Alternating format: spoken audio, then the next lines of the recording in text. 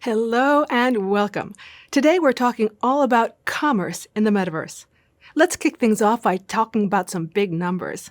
According to global management consulting firm McKinsey & Company, investors have already spent more than $120 billion on metaverse funding. By 2030, the metaverse could be worth $5 trillion, that's trillion with a T, dollars. And almost 80% of people active in the metaverse have bought something there. Considering we are in the very early stages of the metaverse, you can see how its monetary potential is nothing short of enormous. In previous lessons, you've learned a little bit about digital wallets and digital assets, and you've heard the term blockchain and cryptocurrency tossed around. In this video, we're going to break down what all those things mean. We'll start with blockchain, because that's what makes cryptocurrency, digital wallets, and digital assets possible. Whenever we make a transaction in the world, there's some kind of record of what we did. If I go stock up on groceries or buy a new bicycle, I'm going to get a receipt that confirms that I paid and now those things are mine, right? The same holds true in the digital world. Let's say we're going on vacation together and you book the Airbnb in Cartagena. If I send you my half of the reservation cost through Venmo or PayPal, we have a digital record or ledger of that transaction. We can each log onto our PayPal accounts and see proof that I sent the money and that now you have it. PayPal essentially signs off that the transaction occurred and that they stand behind it as valid and real. Remember how we talked at the beginning of the course about decentralization being a key feature of the metaverse? Digital commerce, as most of us know it, today is decentralized. That is, a single company, in our vacation example, PayPal, has authority over a transaction. Not everyone was fond of this, so they developed a decentralized ledger. A blockchain is essentially a decentralized database that stores electronic information, including records of transactions that have happened online.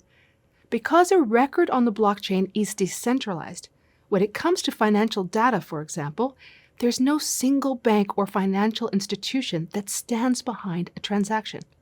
Now, you may be asking, if there's no central authority saying this transaction happened and we have proof, how can we know it's real, that it happened like we wanted it to? Basically, everyone trusts the technology of blockchain and what's being recorded in it. It also offers complete transparency. It's a public record that anyone can access at any time. If I use blockchain to pay you for our rental house in Colombia, anyone can access the ledger and confirm the transaction. Finally, records are locked in the blockchain, which means that while they can be seen by anyone, no one can control or change them. Cryptocurrency, as you may have guessed, is digital currency that is used to buy and sell goods and services in the metaverse. Like blockchain, and unlike currency in the physical world, cryptocurrency doesn't rely on a central authority like a bank or government to determine its value and validity. Transactions conducted with cryptocurrency are recorded on the decentralized, distributed, permanent ledger of the blockchain.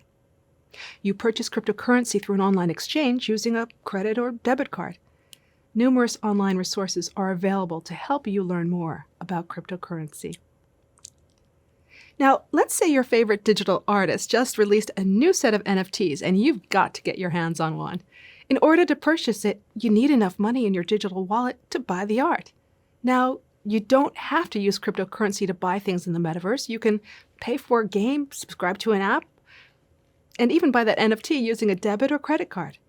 And while you have to have a digital wallet to hold your cryptocurrency, it can also hold those cards as well.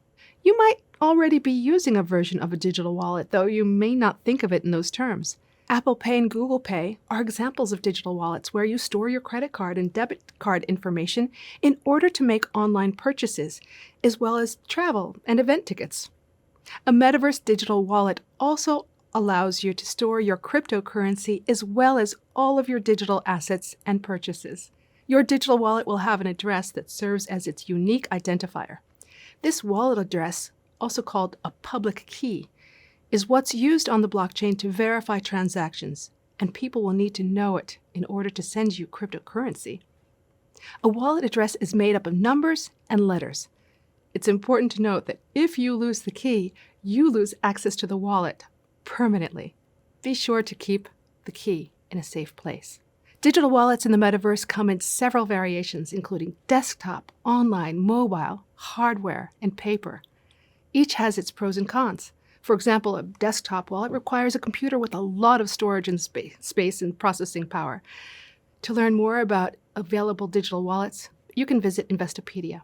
That's it for this video.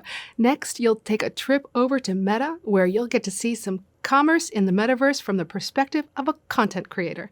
Enjoy!